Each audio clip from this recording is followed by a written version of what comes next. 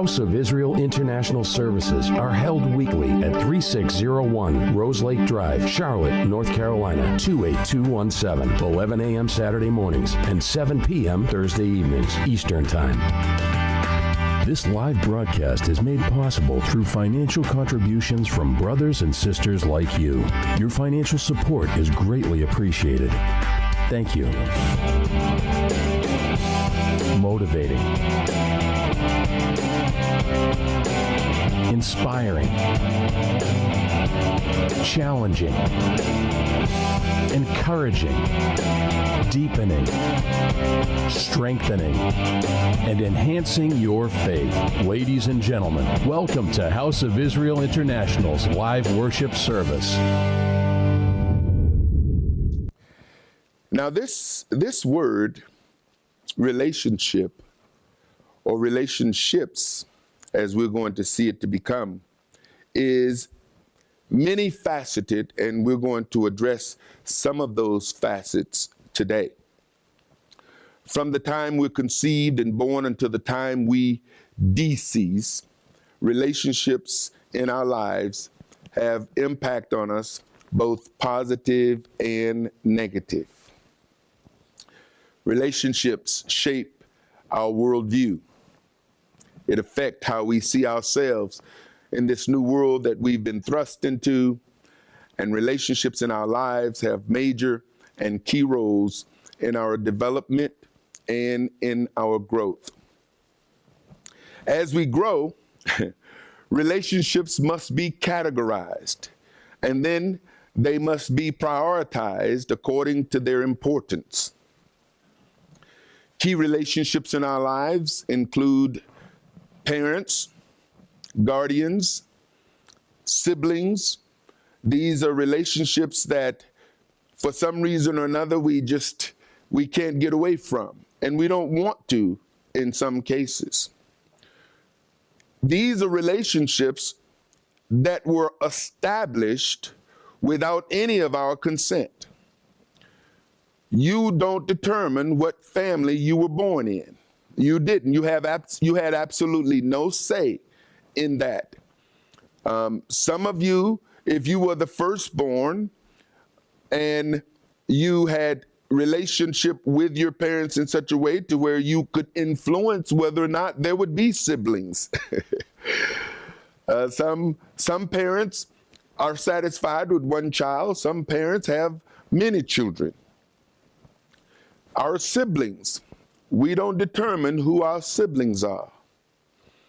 They're sent, they are born into a household that we're born into, and so we learn how to manage these kinds of relationships. Other relationships include our extended family, grandparents, uncles, aunts, uncle-in-laws and aunt-in-laws, and cousins. And then as we further extend ourselves or are extended, we have a neighbor. Our household consists of our parents and siblings, and then there is outside of our home, when we have our grandparents who may live far away, uncles, but inside of our home, we have neighborhoods that our homes are located in. And so our neighbors' children, our neighbors' parents, and all of the people in the neighborhood. And then there is the village. That's the broader neighborhood. And from there we have teachers and coaches and mentors. We have Sunday school teachers, and we have piano teachers, and we have people who take on roles in our lives, whether they are hired to take on those roles or whether they see certain aspects or aspirations or talents or gifts or whatever the case may be. These are individuals that now become part of our relationships. The broader community is the city. Some of us, as we've grown up, we've dabbled a little bit in government. You've got mayors and commissioners and Before you get that, if you're like some folks here in Charlotte and surrounding cities and states, you have developments where you have homeowners association. People who are making decisions that affect your relationships. People who are making decisions that affect your life in your community. And then you have state representatives, governors, and unlike any other time in history, we see how there are people around us who are being affected by what is happening in a capital that are hundreds of miles away from here. A friend of mine, I sent out an email and he responded that, he's a worker uptown Charlotte, and part of his office is to address complaints between citizens and employers. And therefore, as a government worker, the entire office is shut down. Now, this is a result of what is taking place in the broader community, the country. How cities and states and cities and counties and regions are being affected by government that is far away. And then there's the country, the entire country and the world, how we are impacted and influenced by the world around us, especially here in the United States, wanting to be a global leader. Typically, the first impact is our mom. Now, I say this because those of us who are here, I assume that you were born. I know that there are different ways of bringing children around today, but most of us here, I assume that because you all are of a generation that is not a new generation, that you were born in a typical birthing manner. As a baby, we spend these months, whether you're premature, but typically a 9-month span in the womb internally. And the first few weeks we spend alone with mom, somewhat in like an external womb. The society we grow up in predetermine our responses and then judge us according to these responses, thereby defining us as either a law-abiding member of society or a rebel.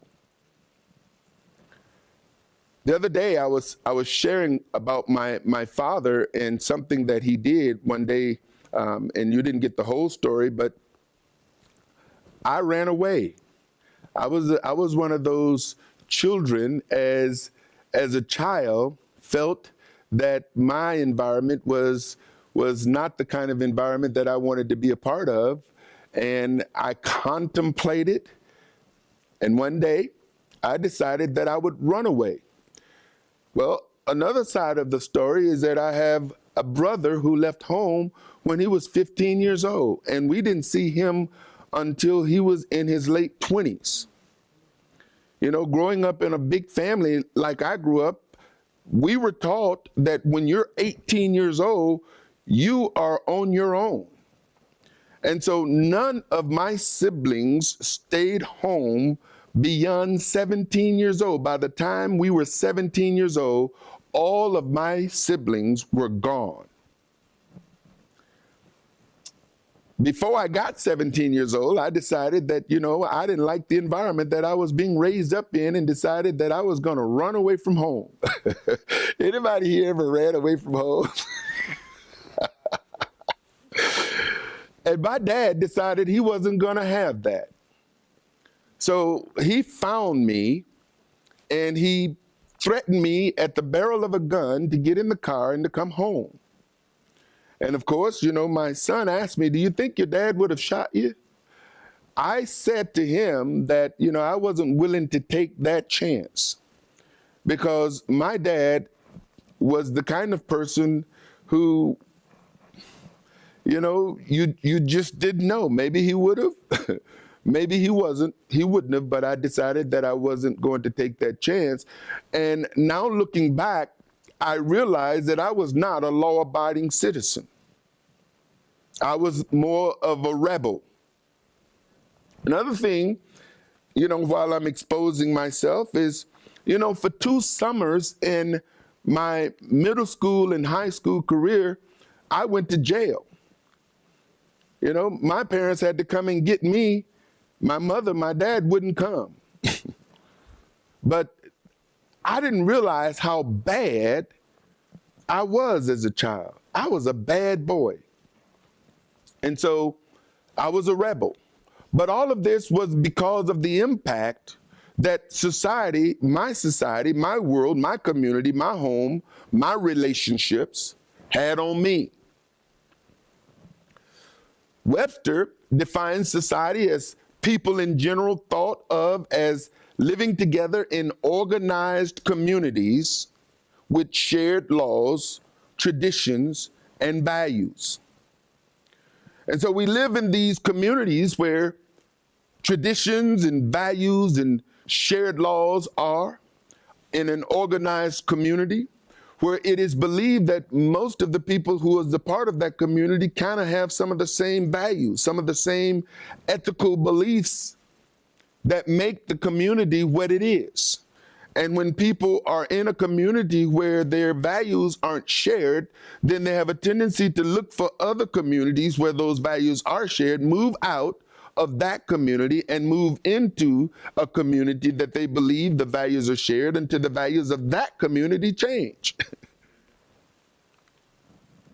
Because most of us grew up in society disconnected from YeHoVaH's law, we through society became a law unto ourselves.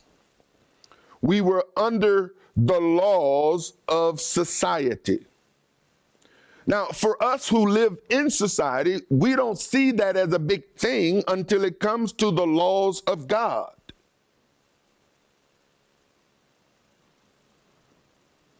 We reject, as a society here in the United States, and the broader Christian community reject as a society the laws of YeHoVaH, but succumb, subjugate ourselves, surrender and allow the laws of our society, the laws of our neighborhoods, the laws of our city, our county, our state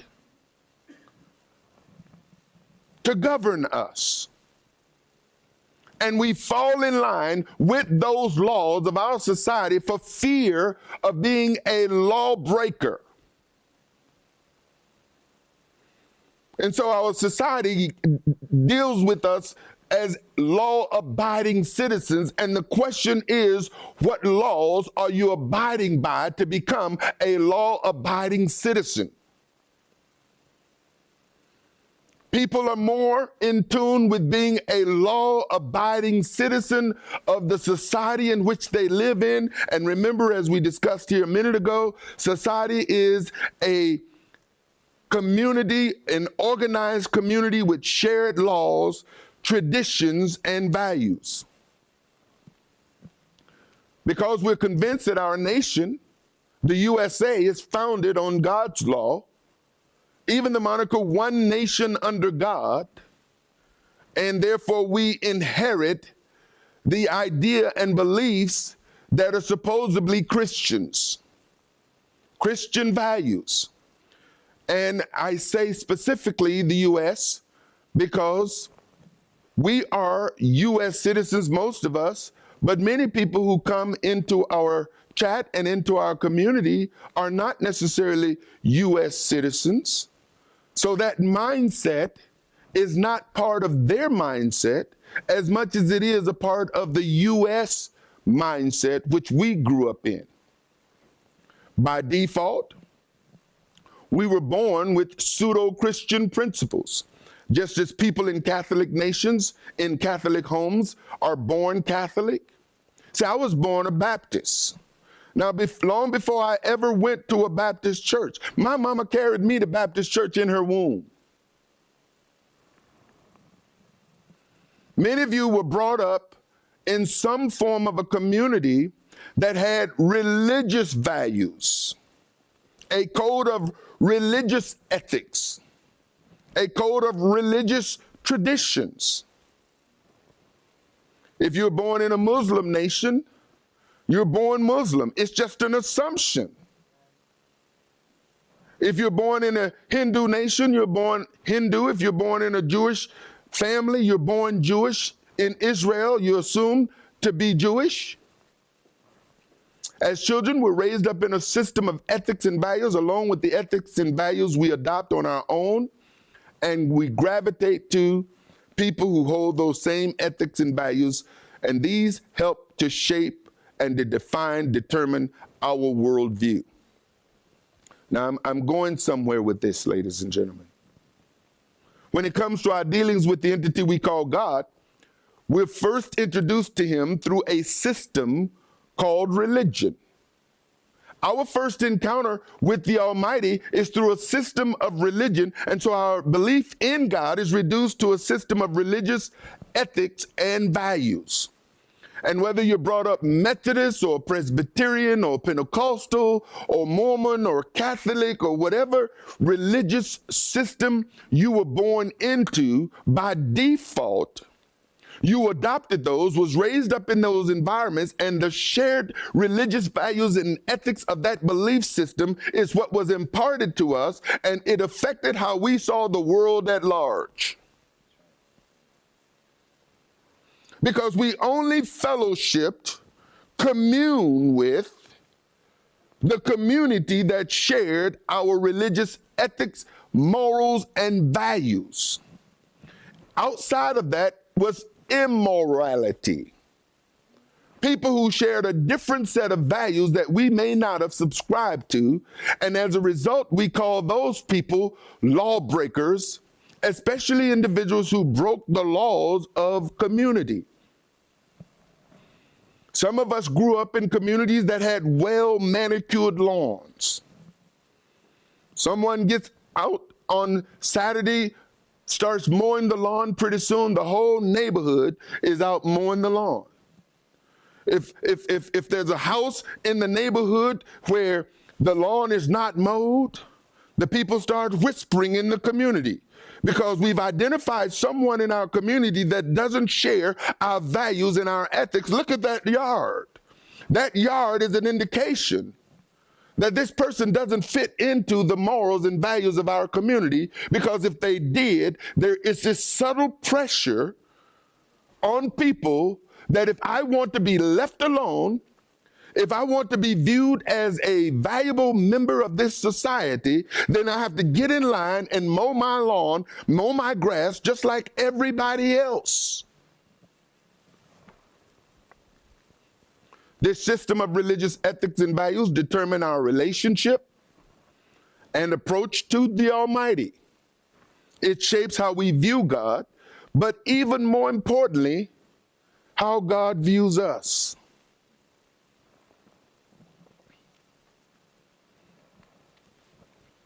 When you think about it, at least for me, and I'm preaching to myself, here's what I realized, ladies and gentlemen, that even though we are all brought up in different communities, in different homes, with different skin pigmentations, we're all pretty much the same.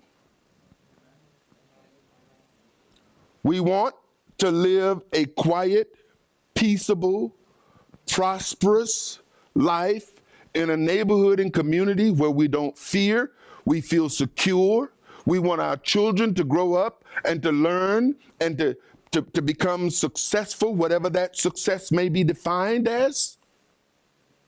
And as long as we can have peace and harmony, we don't care who lives in our community.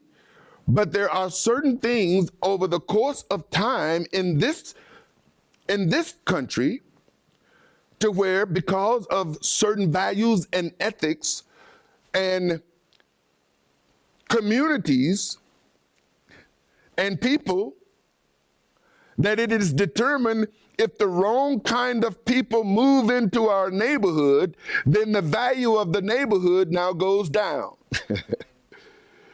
And that wrong kind of person could be defined in a variety of ways, not just in pigmentation of skin, but if they wear long hair, You know, there was a time when there was the hippies, and there were times when there were people who looked different and they dressed different.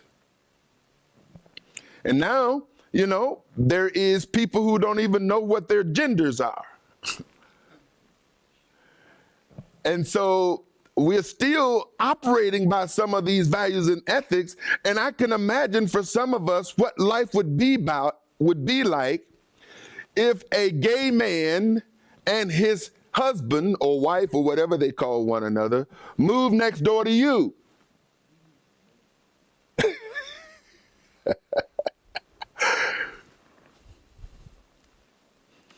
That would be interesting. I'd like to have some hidden cameras in that neighborhood to see how folks operated. Well, let me tell you something, ladies and gentlemen. It's going to become more and more and more. You know, there was a couple in the neighborhood we just moved from, and I'm thankful that they didn't flaunt their behavior for the world to see. They kept it privately. But I knew that there was something different about this blend of family, you see. The community that the broader community called this, it used to be, you know, if there's a broken family, and then there became a blended family, and now a new term is a modern family. And the family continues to be redefined from generation to generation to generation. Our relationship with God is predetermined by society and then deposited in our psyche and spirit long before we get to know the Almighty for ourselves. Now, here's where the real challenge is. Most of us have been given the identity of the Almighty or God or the Lord, however you called him, by this society that we grew up in. From our parents, from our extended family, from our neighbors, our neighborhoods, even the schools we went to, the communities that we grew up in, you see. However, the Almighty has predetermined the kind of relationship he wants to have with us. And here's where the conflict comes in. We've already been determined, it has been predetermined by our society that this is who the Almighty is, this is how you worship him, this is how you approach him. This is how he views you and I. And in essence, when we really think about it, the Almighty really, based on how we have been introduced to him and the relationships that have been handed down to us, it is by the way we live determined that he really doesn't have that much say in how we live our lives.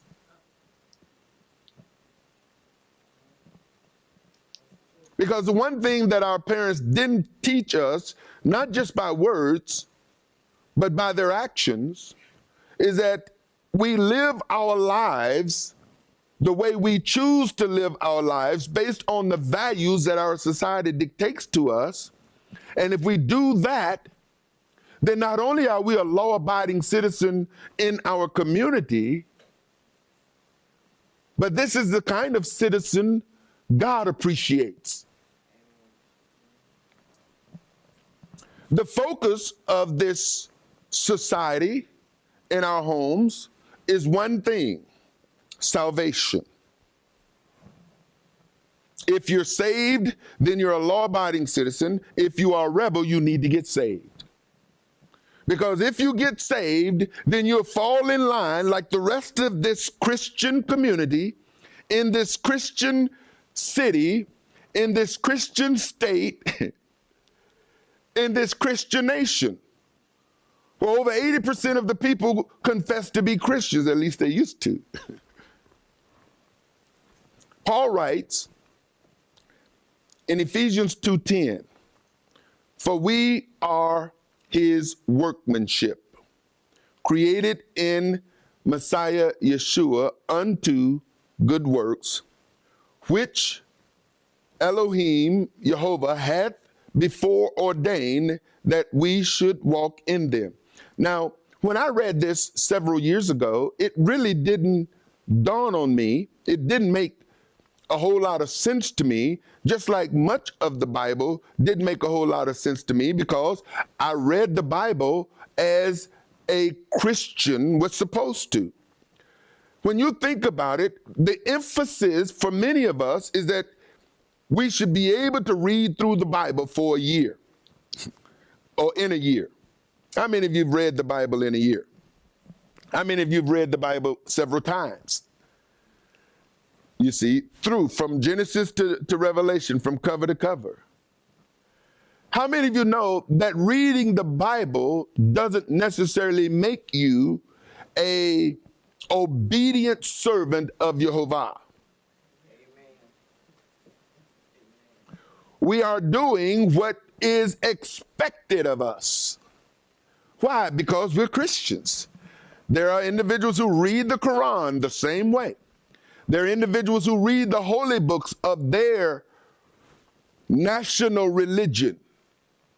Just like you have Christians who read the Bible as a Christian, but not necessarily take what the Bible say to heart.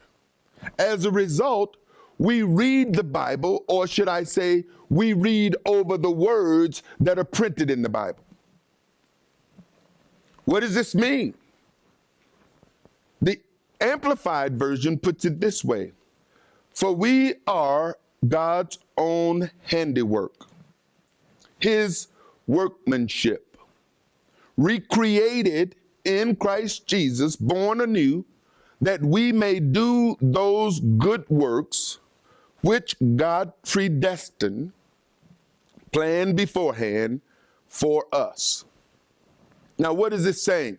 Taking paths which he prepared ahead of time, that we should walk in them, living the good life which he prearranged and made ready for us to live.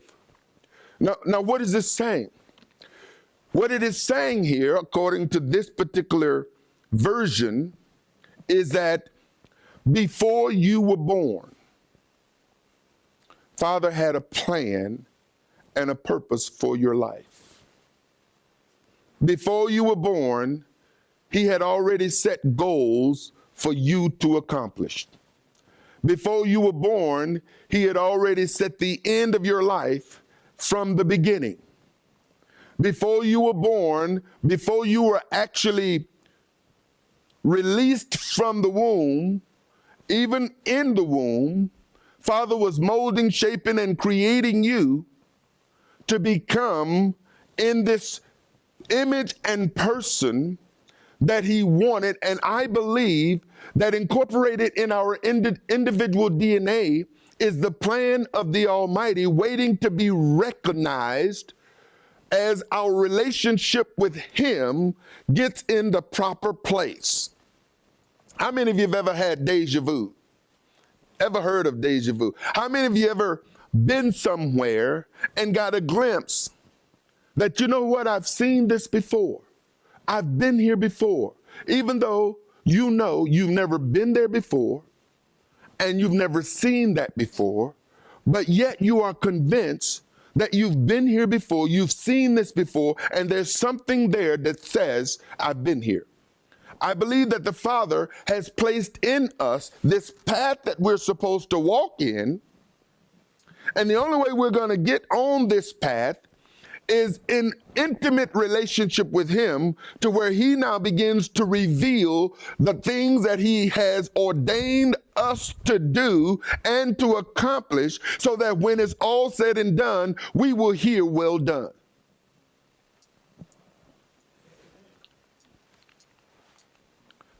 YeHoVaH is all about relationships. From the very beginning of the creation of Adam, YeHoVaH established relationships. Before he brings Adam a mate, YeHoVaH demonstrate that man's first relationship is to be with him.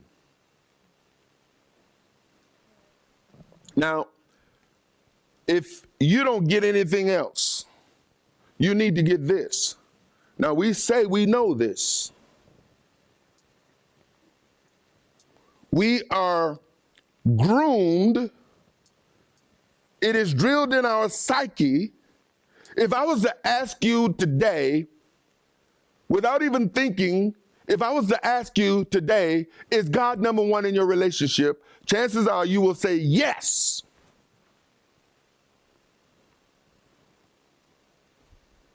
But if I've recorded the last year of your life, 24 hours a day, 7 days a week, and play that recording in front of you, that recording would show something different than what your mouth proclaims. Because you've been groomed and predetermined to say things that really is a mind response, a mouth response, but not a real heart response. You see. In Genesis chapter 1:27, the Bible says, so Elohim created man, Adam, in his own image. In the image of Elohim created he him. And then male and female created he them. And YeHoVaH Elohim planted a garden eastward in Eden, and there he put the man whom he had formed. And YeHoVaH Elohim took the man and put him into the Garden of Eden to dress it and to keep it. And he commanded the man, saying, of every tree of the garden you may freely eat, but of the tree of the knowledge of good and evil you shall not eat of it, for in the day you eat thereof you shall surely die. Now we know, based on our own Bible reading, that Adam didn't die. He didn't die when he ate the fruit. As a matter of fact, he continued to live and he continued to bring forth children. Now we've tried in our minds and through teachings and videos that we have seen and books that we've read to try to understand, okay, did the Almighty lie? Or did Adam die in a way that he didn't really physically die, but the death process began? And we try to get our minds around all of this in order to try to understand, how did Adam really die, and how was this actually fulfilled according to what the Almighty spoke? He said, the day you eat of it, you shall die. In Genesis 2:18, and YeHoVaH Elohim said, it is not good that man should be alone. I will make him a help meet. Now get this, before YeHoVaH brought Adam a helper, it was Adam and YeHoVaH. Now this is the pattern that the Father establishes from the very beginning of creation. The helpmeet is never to get between Adam and the Almighty. Adam is never to get between the helpmeet and the Almighty. And yet we see that the way things unfolded, they had an unhealthy relationship. Adam and the Almighty had no problems in their relationship. But the moment another person was introduced to the relationship, the problems began. Let me tell you something, ladies and gentlemen. It's the same way today. It is easier sometimes to serve the Almighty being by yourself. Yet, because the Father is about relationship, his ultimate goal for all of us is that we all serve the Almighty together. Because just as there's a world's community and neighborhood and family, there's also a kingdom with community, neighborhood, and family. And this community, the kingdom's community, the focus of the kingdom is to be the Almighty. This is what YeHoVaH was establishing in the garden. For Adam to understand, first of all, Adam understand the relationship that I'm creating here is a relationship between you and I. That's first. If you don't get that relationship right, every other relationship will be perverted. Every other relationship will be perverted.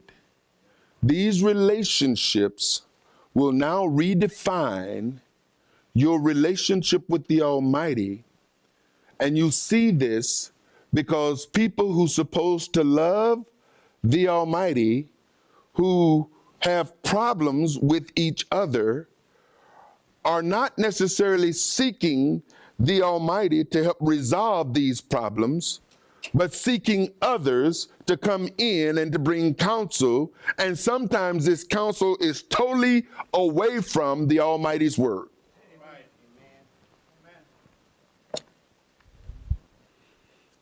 So YeHoVaH now decides, okay, I'm going to make Adam a helper. Now, Adam, you understand something. Everything that I'm giving you is freely yours to enjoy. There's only one thing. And see, this one thing, you know, we know it to be a tree, but it's all about obedience. That's the one thing that was violated in the garden. The object of that disobedience was a tree.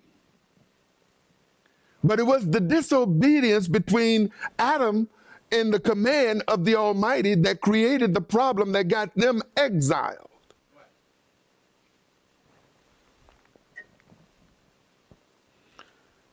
YeHoVaH caused a deep sleep to fall upon Adam, and he slept. And he, YeHoVaH, took one of his ribs and closed up the flesh instead thereof, and the rib which YeHoVaH Elohim had taken from man, he made. He made. Now I know the he is not there, but it's there. Because the woman didn't make herself, and Adam didn't make the woman. YeHoVaH made the woman and brought her. He made her and he brought her unto the man. Now notice this. Adam said prophetically, this is now bone of my bones and flesh of my flesh. She shall be called woman because she was taken out of man. Therefore shall a man leave his father and his mother. Now, this is certainly prophetic because who is Adam's father? Who is Adam's mother? What does Adam get the concept of a mother and father? But he's establishing something here, ladies and gentlemen. He's establishing, according to the Almighty, an order that should be playing out all the way until the end. But look at it. Therefore shall a man leave his father and his mother, and shall cleave unto his wife, and they shall be one. They shall be one. So the Father now prophetically gives Adam, and Adam prophetically begins to speak concerning this relationship where two people are to become one people, and this one people focus is to be the Almighty. Just keep looking at it. There are two covenants in these passages that must be noted. The first, the covenant YeHoVaH makes with Adam.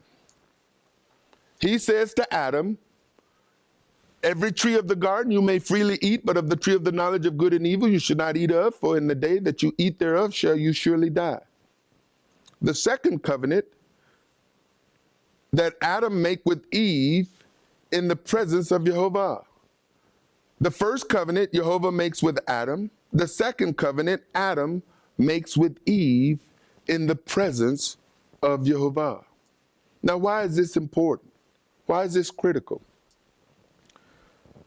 There are only two covenants that we typically make in our lives.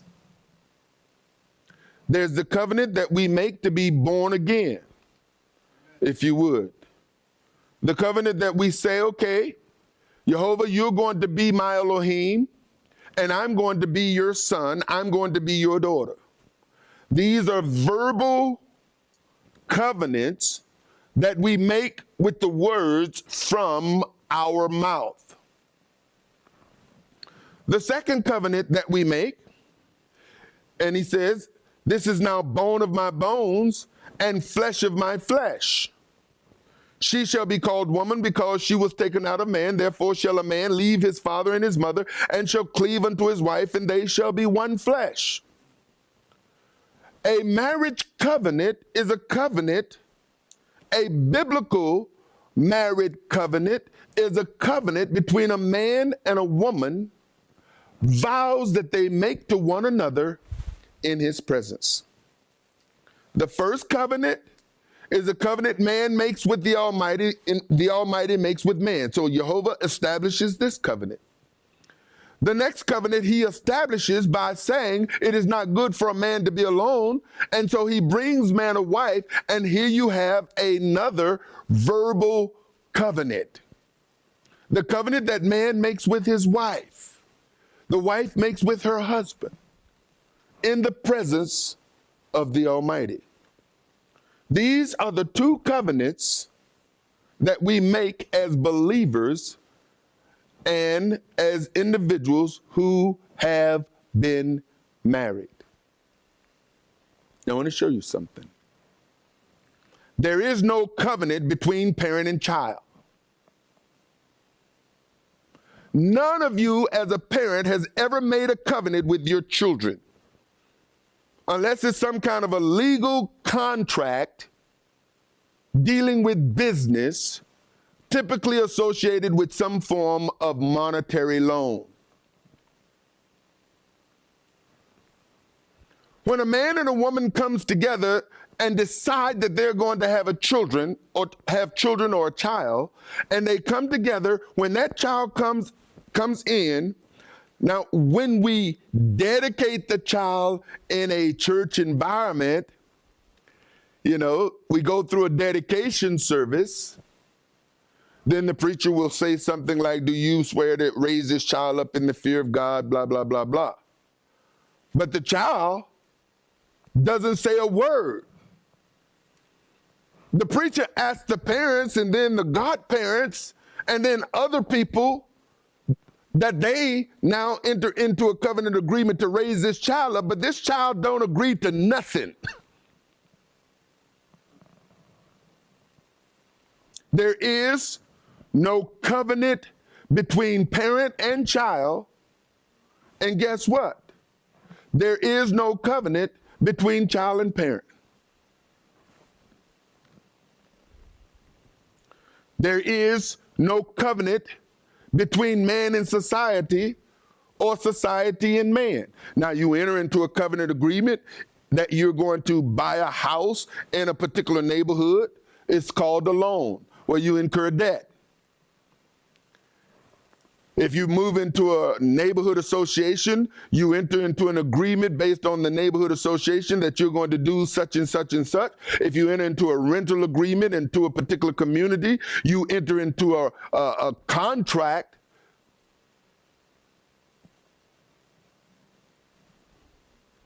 But we don't enter into a contract agreement with our parents. Unless, of course, our parents become aged and we now have to take on the power of attorney to be able to make legal decisions for them. Now, I'm trying to show us something here. Because, well, there is a bond. There is no covenant, but there is a bond. And this bond is developed, this bond is nurtured, this bond sometimes becomes more powerful than our relationship with the Almighty.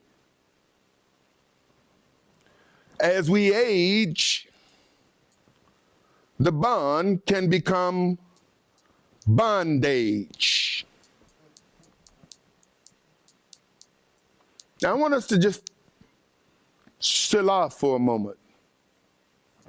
Because let me tell you something, ladies and gentlemen. Some of our relationships with our parents are stronger and deeper than any relationship we have with the Almighty.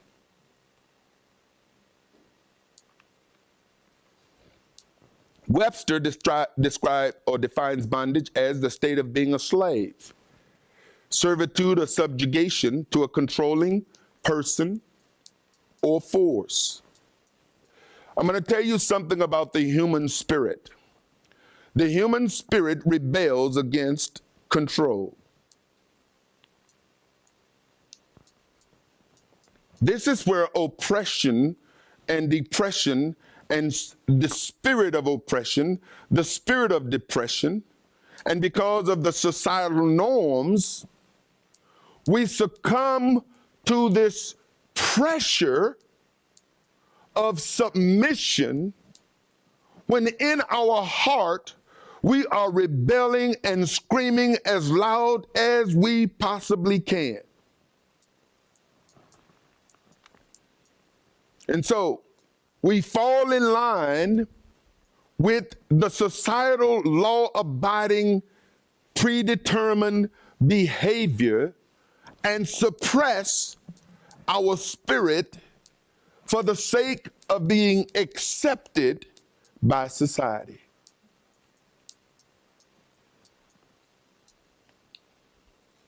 Even after we come into a so-called relationship with God. In her fallen state, Eve understood that her children came from YeHoVaH. This is what she said. And Adam knew Eve, his wife, and she conceived and bare Cain, and said, I have gotten a man from YeHoVaH. You see, Eve recognized, even in her fallen state, that Cain and Abel wasn't hers.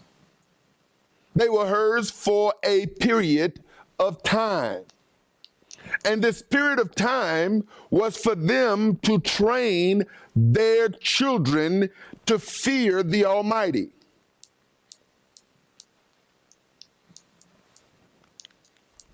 After Abel's murder and Cain's sentence to exile, Eve declared again her son as a seed from YeHoVaH. This is what she said. And Adam knew his wife again. And she bare a son and called his name Seth. For YeHoVaH, she said, has appointed me another seed instead of Abel. So it says to us, even though we only see where she acknowledges Cain, based on this phrase, she also acknowledged that Abel was from YeHoVaH, and since Cain murdered Abel, YeHoVaH has now appointed her another seed instead of Abel, whom Cain slew.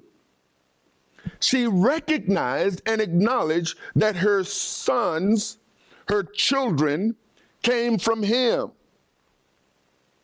If you don't recognize that your children came from him, you will not raise them to fear him. You will raise them to fear you. They will be afraid of you. And that's where the bondage comes in. Because you suppress them. You oppress them. You make them align themselves with societal norms. instead of teaching them to fear the Almighty. Now, let me show you why this is important. Because it's extremely important. Here's the deal. You don't have eyes in the back of your head. You cannot watch over your children 24 hours a day, 7 days a week. You have to close your eyes and go to sleep. You have to go to work or work your business. And as a result, your children are now in the company and sometimes at the mercy of people outside of your control. And there's absolutely nothing you can do about it except shelter them, smother them, keep them in your sight. Don't let them go outside. Don't let them go anywhere. Don't let them do anything. Don't let them hang around anybody, for fear that something's bad going to happen.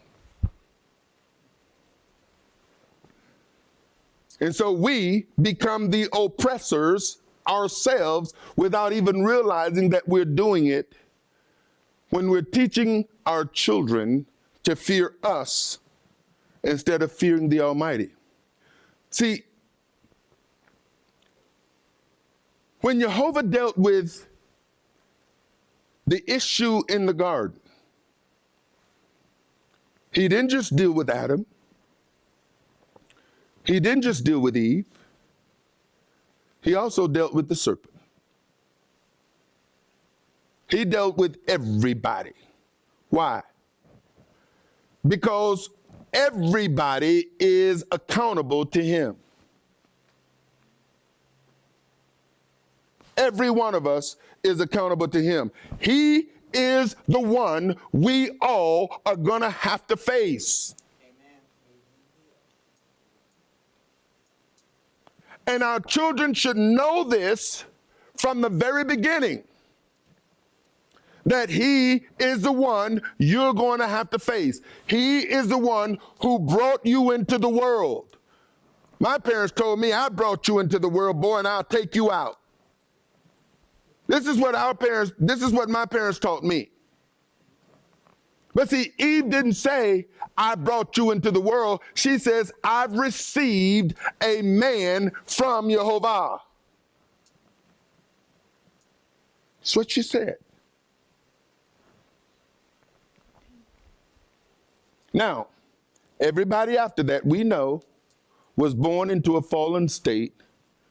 And so the Almighty sends an angel to a woman named Miriam and says, listen, I'm about to do something like I did in the beginning when I made Adam, except this time I'm going to use you. And so Yeshua became known as the second Adam. Our example, who came to show us what Adam and Eve should have known, should have walked in, but did not. She says, I have received another seed instead of Abel, whom Cain slew. The most important relationship in our lives is supposed to be our relationship with YeHoVaH. Every other relationship will not prosper if our relationship with YeHoVaH is not in order. It will not prosper. You'll go through one relationship, through another relationship. You'll go through a marriage and another marriage. You'll have one child and another child. You know, for us, we're still learning. We're still learning. It's amazing how many people they mess their, how many people who claim to be believers who just mess relationships up. It's like one relationship after another. And supposed to be a believer. And the question is, what is you believe? See, you believe the religion that society gave you, the religion that, as they say, that old time religion, it was good enough for mama, it was good enough for me. Well, your mom and that religion they had wasn't good enough. Amen. especially if they didn't raise you to fear the Almighty. If your parents were like my parents, they raised you to fear them. Honor your parent, boy. That's what the Bible teaches you. Honor your mama and your daddy.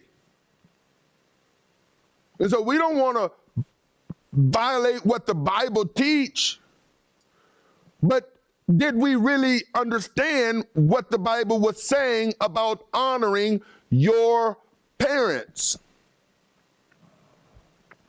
See, honoring your parents is a means of not disrespecting them.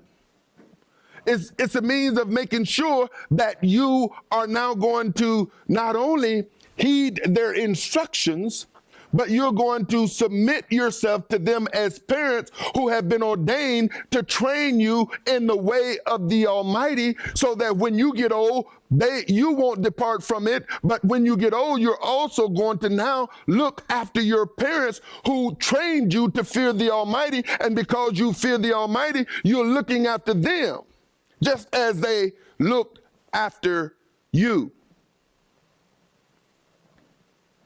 if they trained you in that. YeHoVaH should be the pinnacle of every relationship you have. If he's not, you are in a perverted relationship. And the perversion of that relationship is going to manifest itself in many ways. And many of the ways it's going to manifest itself is through the violation of his commands. It's either going to be with lying, with stealing, with fornication, with things that are designed to pull you farther away from him than the things that are going to draw you closer to him. Because if the relationship between you and the Almighty has not been properly established, whatever relationship you get into with somebody is not going to be grounded in truth. It's going to be grounded in emotions. It's going to be based on how you feel. It's going to be based on what you feel and how you see society. Well, surely Adam didn't die.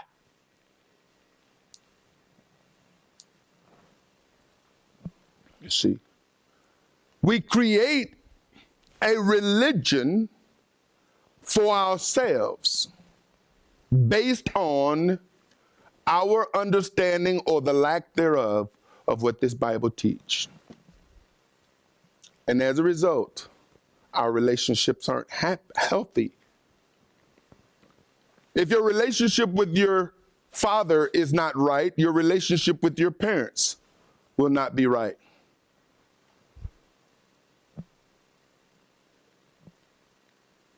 Many of us have grown up full of resentment. We resented certain things. We resented the hypocrisy that we saw growing up that we couldn't speak to because it would have been disrespectful. Our relationship with our siblings, the term sibling rivalry. We're now competing with one another for our parents' attention, not for his attention, but for our parents' attention. Mama, look at me. Mama, look. Mama, daddy, mommy, mommy, mommy. If our relationship with YeHoVaH is not right, it will not be right with our extended family, and it will create ex-families.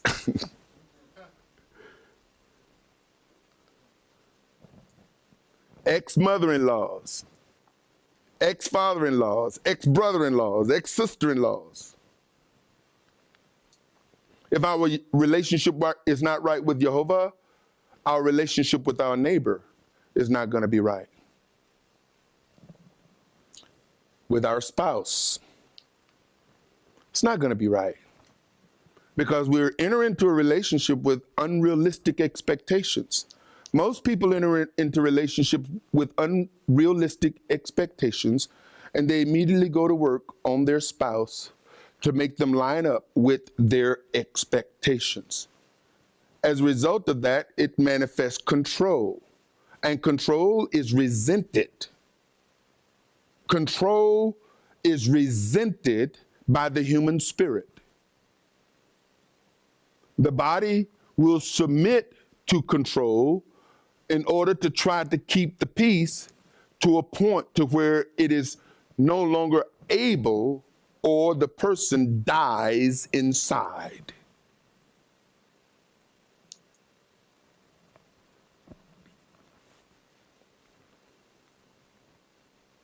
If your relationship is not right with YeHoVaH, you will not have a good community relationship. There is a passage, and we're going to look at that. Yeah, for the time that we have remaining, I believe that this passage in Matthew, it brings pretty much everything that that I've said up until this point into a greater focus.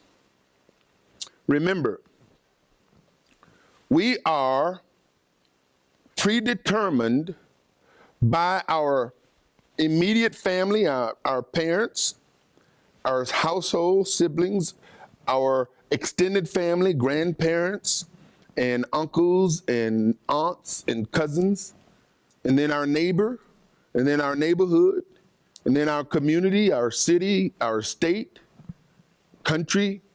I mean, these relationships begin to, as we get older, they begin to be broader and broader, because we have relationships, some of us deal with our parents. We have now new relationships when we go to a job, when we begin to work in the marketplace, when we establish business, we begin to develop relationships. And so relationships affect us in every aspect of our being. From the beginning of time, from the beginning of the creation of man, YeHoVaH has been communicating with mankind. Now, In his dynamic, life-changing teaching, How to Hear God's Voice, author and teacher Arthur Bailey shares important biblical truth that will help you identify and distinguish the voice of the Almighty from all other voices. When you get in His Word, you are literally getting to know Him. During his earthly ministry, Yeshua taught his disciples that when they were filled with the Holy Spirit, the works he did, they would do, and even greater works would they do. In this powerful 4-DVD teaching, The Power of the Holy Spirit, author and teacher Arthur Bailey reveals the prerequisites all believers must meet to be filled with the Holy Spirit and power. If you call now or visit our website, you'll receive both The Power of the Holy Spirit and How to Hear God's Voice for only $80. That's a savings of $10 to you. Call the number on your screen today. That's what Yeshua says. Well, let's look at the gospel narrative in Matthew. Then went the Pharisees and took counsel how they might entangle him in his talk. Now, this particular passage in Matthew chapter 22, it starts out with the fact that there's some individuals who now want to trap. Understand this, that they are attempting to trap. But look at how the trap is set. They sent out unto him their disciples. Who sent out their disciples? The Pharisees. But it wasn't just their disciples. He sent out unto him their disciples with the Herodians. Now, what's the purpose? What's the purpose? To entangle him, to trap him. The whole purpose here is that they're trying to trap him. Now, why would they be trying to trap him? That's a good question. Why are they trying to trap him? They're trying to trap him for the purpose of diminishing him so that they themselves would be exalted. You see, the way control works is through the process of diminishing you in order for the person who is exercising control is to be exalted. You don't know anything. You always make those mistakes. You're dumb. That was a dumb move. And some of us have heard this so many times to where we are afraid to make a mistake. So what do? We're always looking for counsel. We're always looking for an endorsement. We're always looking for approval. Because we're afraid to mess up. This is what society has taught us. Society has taught us that you need me. Not you need him, you need me. You can't make it without me. You will mess up. You can't survive without my help. And after a while, you start believing that. Why? Because the relationship with the Almighty has been perverted. And the acceptance and the identity is now being sought through some other entity.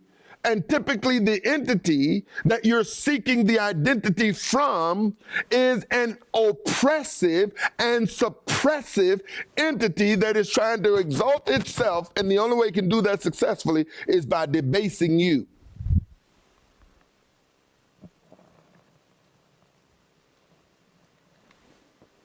So they sent out these disciples for the purpose of entangling him. See, the idea of entangling is to catch you in a statement or to pounce on a mistake that you make and never let you forget it. Well, you remember the last time you tried to think for yourself, you remember what happened? You remember the last time?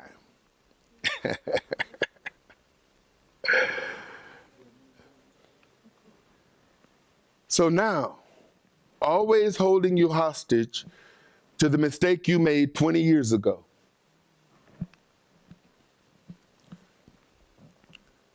We know who these disciples are. Who is the Herodians? You see, they sent out unto him their disciples with the Herodians. So you have the religious leaders of the Pharisaic sect, and you have Herodians, which are, they're not religious, they're not political, they are supporters. They are supporters of Herod. They're supporters of the Roman rule of government. Kind of like the Tea Party. Not those guys.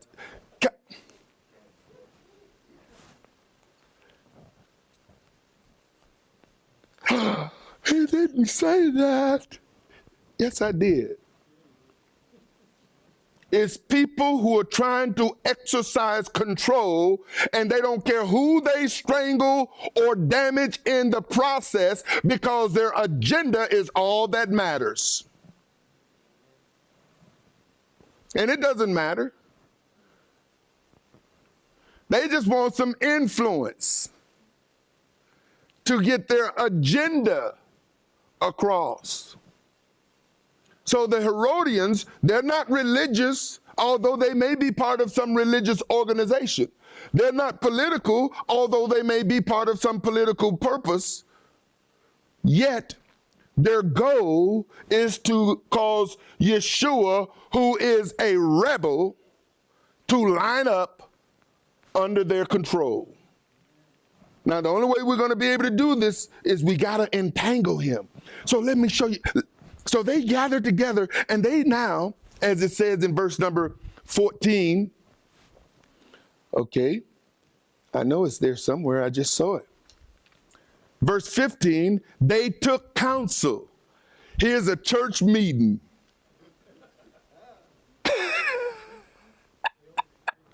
It's an elders and deacons meeting and the influential people in the congregation.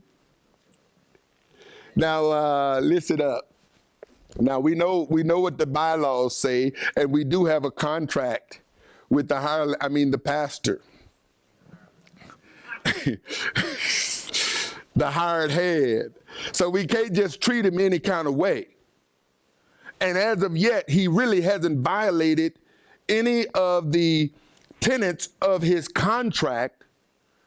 But we're at a point now to where we got to figure out how to either bring him under our control or her or get rid of him. So we've got to create a way to where if we can get him to say things or do things that violate the contract, now we got something over him. Now we can threaten him. Now listen, you violated the contract, but we decided that we're not going to exercise that as of yet. We're going to put you on a probationary period.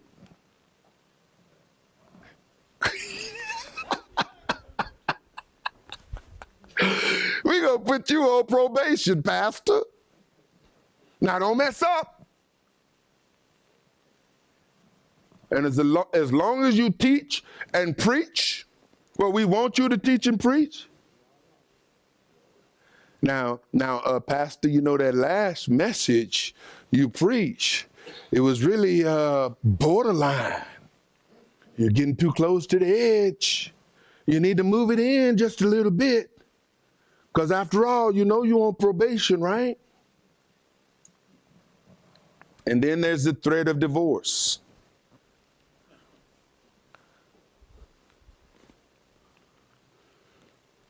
There are all kinds of threats that people make to get you to line up with their agenda, thereby bringing you under control. The human spirit resent, reject, rebel against another spirit trying to control it, and will look for a way out of that controlling relationship, or ultimately give in to that control and die on the vine. You're just a zombie in the relationship. Whatever you say, whatever you say, whatever you say. Father, that's not his plan. That's not his will.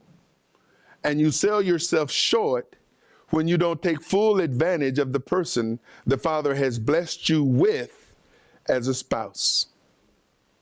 They took counsel how they may entangle him in his talk. They sent out unto him their disciples with the Herodians, saying, Master, Master, man, ooh-wee, that last sermon you preached, powerful. Gave me the chills. We know you got the Holy Spirit. You know, I'm just adding my little, just so you'll get it in modern day. We know you're a true teacher. Oh man, you open your mouth and truth comes out. And we know that what you're teaching is from the Almighty. Now understand, they trying to trap him. We know that. There is no question in our mind that what you're teaching is the unadulterated, inspired Word of God. We also know that you don't care what anybody thinks, even us. And that you regard not the person of men.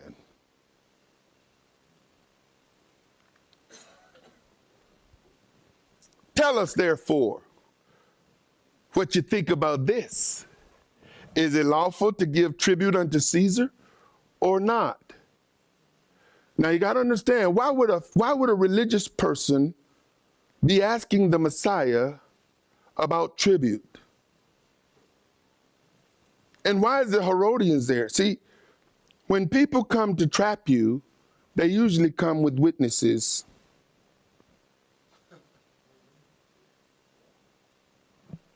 I mean, it's a biblical principle. It's a biblical model. By 2 or 3 witnesses, let every word be established.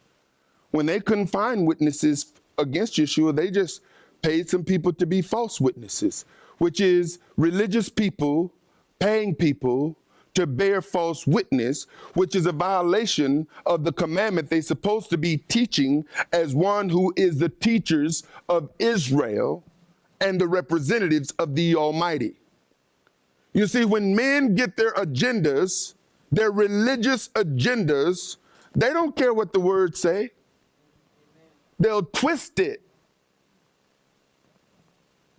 How can you be a real leader teaching truth, and one of the commands that the Almighty himself shouted down is, you shall not bear false witness? Now you're going to not only bear false witness, well, you're not going to bear false witness, you're going to pay somebody or encourage somebody to be a false witness so that you can get your agenda across.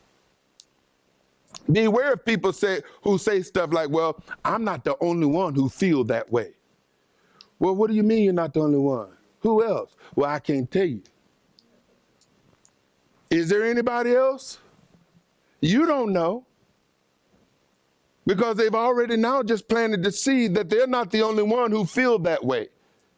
So now everybody you see them talking to from that point forward, or you reflect back to everybody you've seen them talk to before, and you now begin to suspect, is it this person? Is it that person? Tell us. But Yeshua perceived their wickedness and said, why are you trying to tempt me? You hypocrites. Show me the tribute money. And they brought unto him a penny. Now, how many of you got some money on it? Pull out a coin or whatever you got. I don't have any. I meant to bring something. Have you ever wondered that every piece, every coin, every bill has a face on it? Where did that concept come from? There is no coin or bill in our currency that doesn't have a face on it.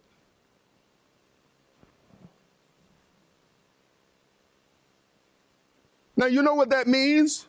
That even though the money or the coin is in your possession, it's not yours.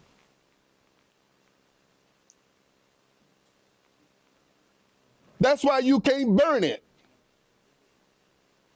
If you burn it, you are violating the law.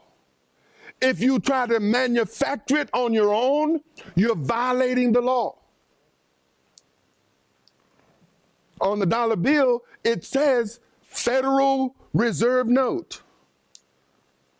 This, somebody read in the upper left-hand corner, it says something to be used as legal tender for all debts, public and private. What does it say? This note is legal tender for all debt. Not all transactions, but for all debt, public and private. It belongs to the Federal Reserve, which is about as Federal Express.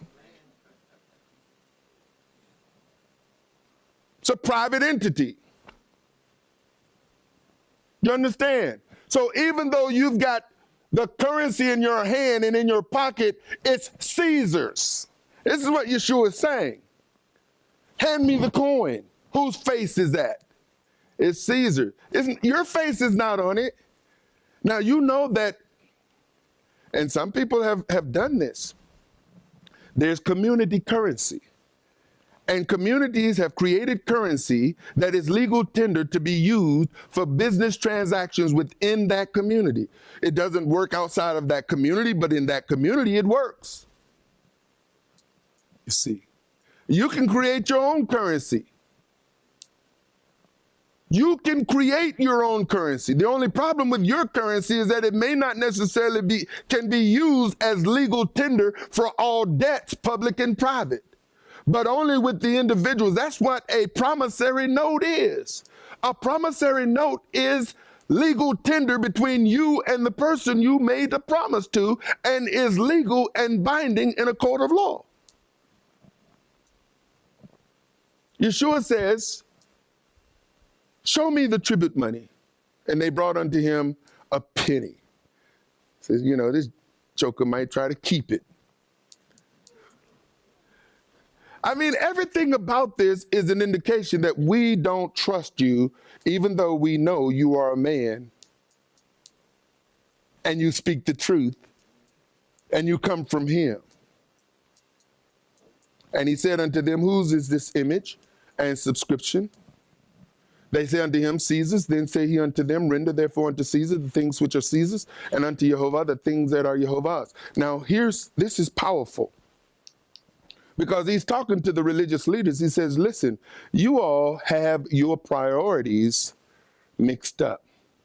See, the whole idea here is that they are more loyal to their party, to their religion, and to their government than they are to the one that they say they are there to represent, even to the point of identifying the one that they admit by their own words is from the Almighty, who speak the truth, the word.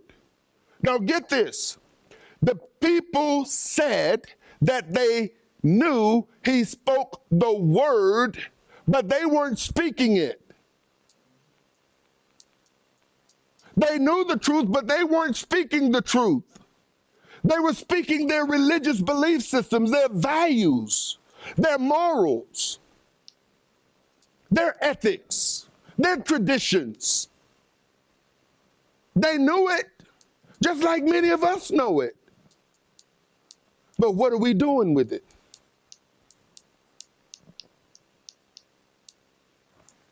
I'm going to bring this to a close. When they had heard these words, they marveled and left him and went their way. The same day came to him the Sadducees, it says, okay, which they say that there is no resurrection, and asked him, saying, Master, Moses said, if a man die having no children, his brother shall marry his wife and raise up seed unto his brother. Now there were with us 7 brothers. At the first, when he had married a wife, deceased, and having no issue, left his wife unto his brother. In other words, he didn't have a child. The brother married her, didn't have a child. Likewise, the second also, and the third. Now notice what they said. Moses said, if a man die, having no children, his brother shall marry his wife and raise up a seed. Why is this so important?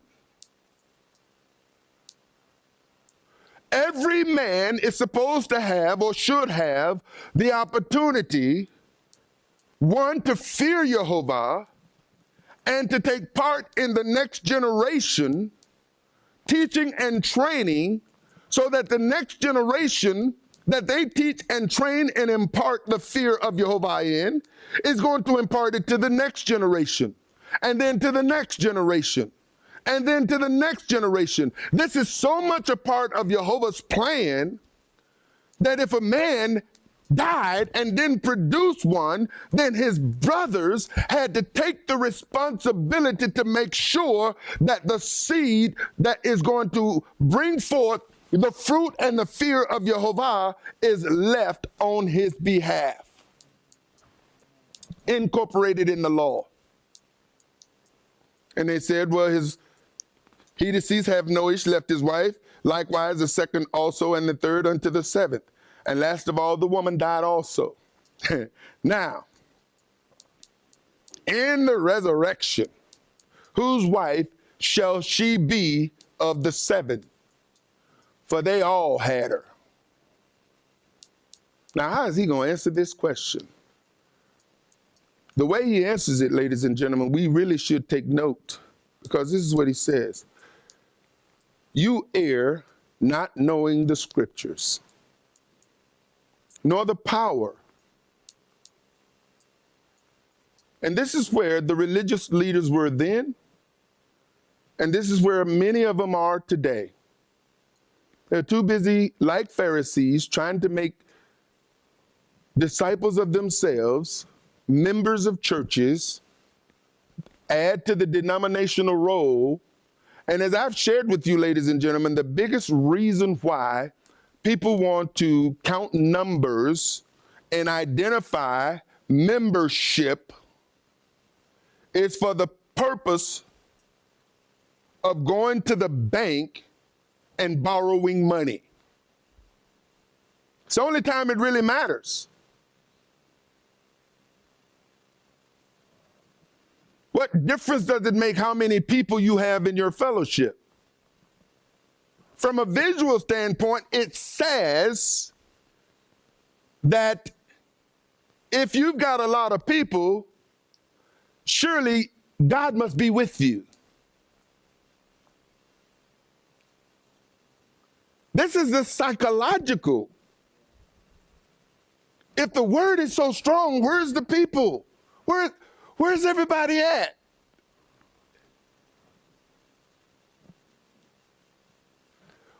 Why are you concerned where everybody is at? I mean, we need to ask ourselves, why? Why are we concerned?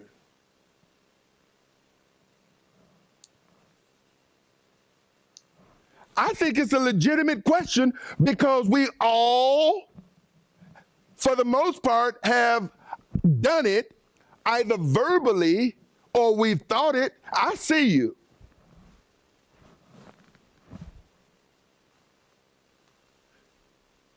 You know, you people walk in and they,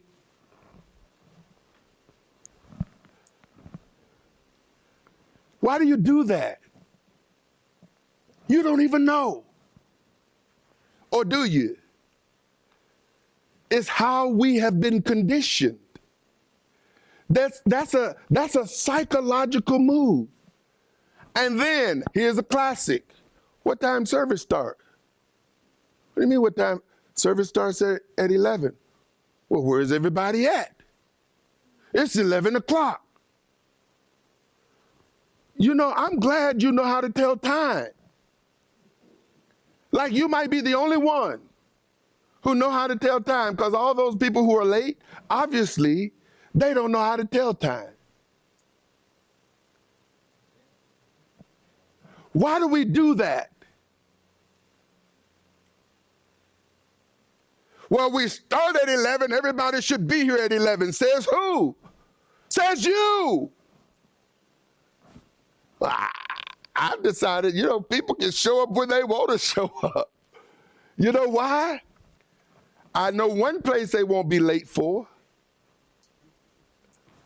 When they have to stand before the Almighty, they will show up on time. And get this, ladies and gentlemen, the whole day is a Sabbath. So yes, we start at 11 o'clock, so people in other countries and people in other states and everybody around here know when we gather. However, people come and gather when they want to. Hallelujah.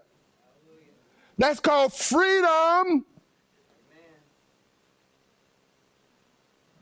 Do you think that the Father set us free so that we can allow men to put us in bondage? Now, that's not an excuse for you to just show up anytime you want to. But let me tell you something. I got a real dose of time once I left the shores of the United States. Once I got into other countries,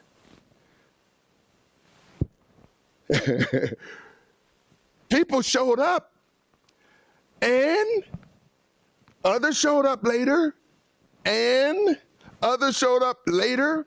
And guess what? Pretty soon, you know, we're going all day and all night and everybody's having a good time and nobody's concerned. I was the only person wondering, where is everybody at? And then I started asking myself, what time does it start? What do you mean it starts at 11? Well, where's everybody at? And the pastor looking at me like, you know, nobody asks that question around here. It's a Western thing. It really is. It's our culture. Our culture has trained us to be a certain way, to think a certain way, and then to try to force everybody else to fit within that cultural norm. Can we operate outside of a cultural norm, Or do you now feel like you have to be part of a community that respects the normal activity of the culture? Well, I'm going to find me a church where people show up on time.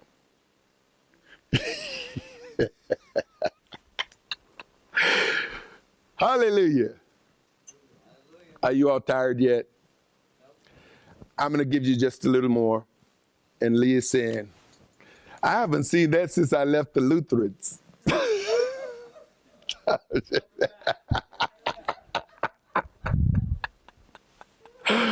It's like, I used to sit there, these guys would look at me. We start at a certain time and we end at a certain time. Didn't you get the memo? I remember I used to go to places and they pull me in the corner and said, now, we heard that you're a long-winded preacher. They didn't say that, but that's what they were indicating. Now we start, and I'll tell you now, about 45 minutes in the service, people start fidgeting. So, you want to wrap it up. You want to make sure you got it wrapped up by such and such time. It's like, oh, wow. Okay. I'm going to wrap this up.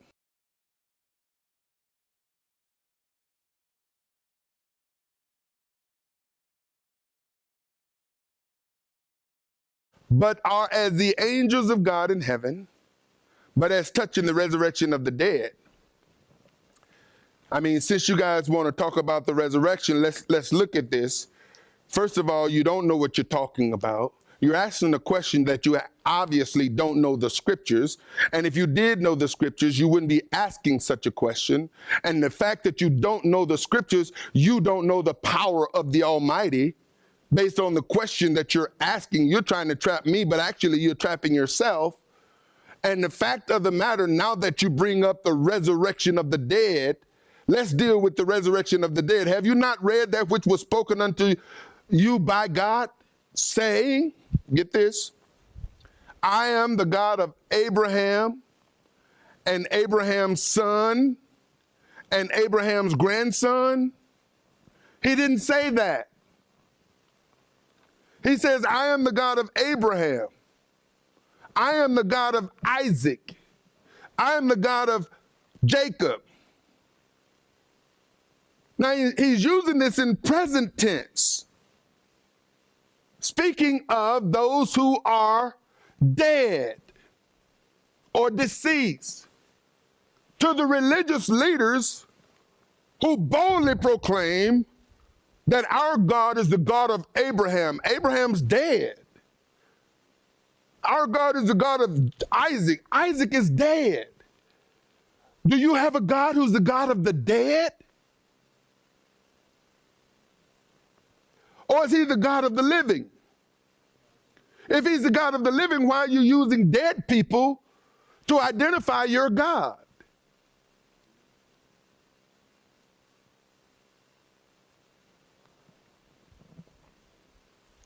You see, God is not the God of the dead, but of the living. And when the multitude heard this, they were astonished at his doctrine. I'll pick up here next week. Let me give some closing remarks as to where I'm going with this.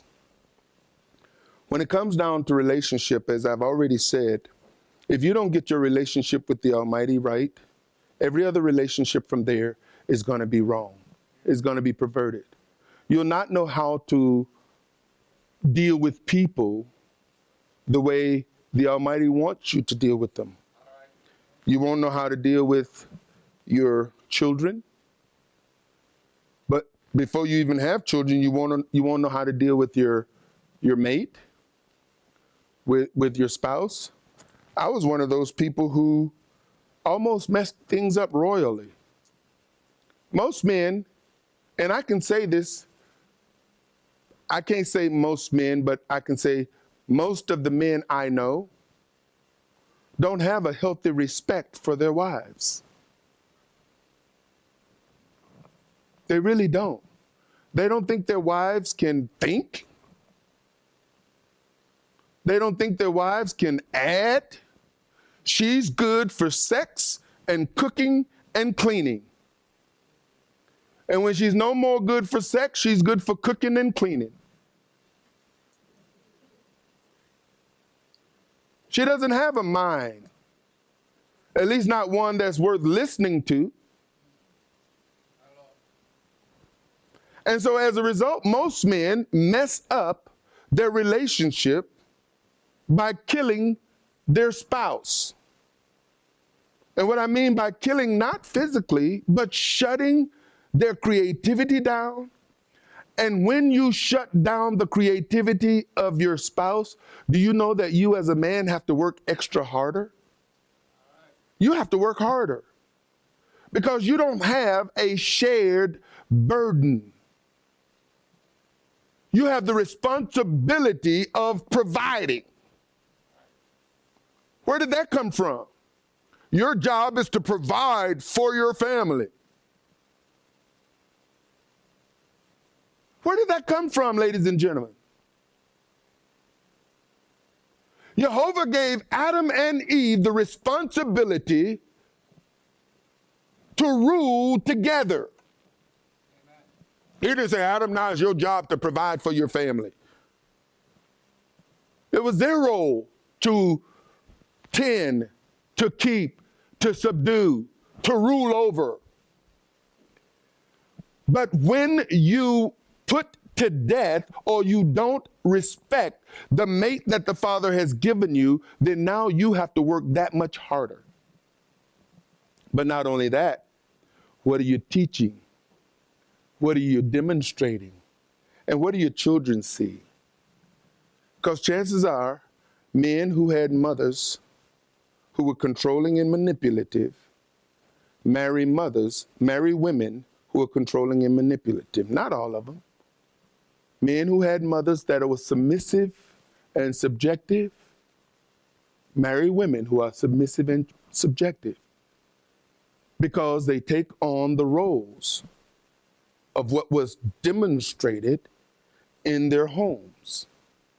If this is what I saw, then I'm getting my identity as a father, as a husband, as a man from the example in the house that I'm living in.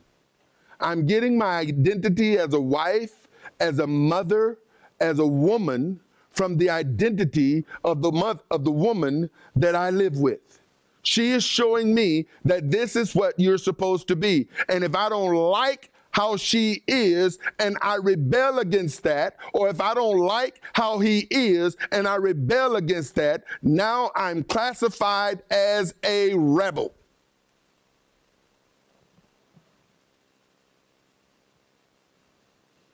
Here's what we should be teaching.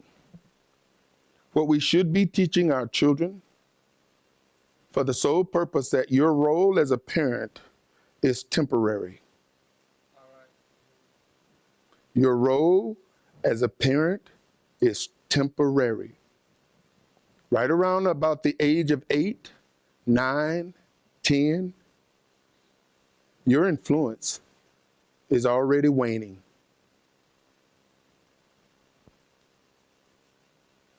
It's not too late to teach them, but the way you're going to teach is by example.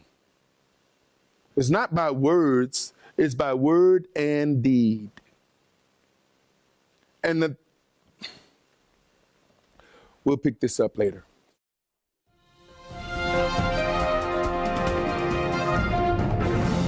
Shalom, saints. Tithing and giving first fruit offerings are critical parts of the believer's faith and has its foundation back in Genesis 4:4, when Abel brought of the firstlings of his flock and of the fat thereof. And YeHoVaH had respect unto Abel and to his offering. Abel was commended by YeHoVaH in Hebrews 11:4, where it states that by faith Abel offered unto God a more excellent sacrifice than Cain, by which he obtained witness that he was righteous, God testifying of his gifts, and by it he being dead yet speaketh. Solomon said in Proverbs 3:9 and 10, Honor YeHoVaH with thy substance and with the first fruits of all thine increase. So shall your barns be filled with plenty, and your presses shall burst out with new wine. The prophet Malachi wrote in chapter 3, verse 11 and 12, to bring ye all the tithe into the storehouse, that there may be meat in mine house, and prove me now herewith, says YeHoVaH of hosts, if I will not open you the windows of heaven, and pour you out a blessing, that there should not be room enough to receive it. And I will rebuke the devourer for your sakes, and he shall not destroy the fruits of your ground, neither shall your vine cast her fruit before the time in the field, says YeHoVaH of hosts. And all nations shall call you blessed, for you shall be a delightsome land, saith YeHoVaH of hosts. When we tithe and give offerings consistently in obedience to YeHoVaH's commandments, we can count on him to keep his promises to us and consistently meet all of our needs. It is our Father's desire to bless you. However, it begins with you and your act of obedience to tithe and give offerings. Do it today. Shalom. For more information, visit www.arthurbaileyministries.com or call 888-899-1479. House of Israel International Services is made possible through financial contributions from brothers and sisters like you. Thank you.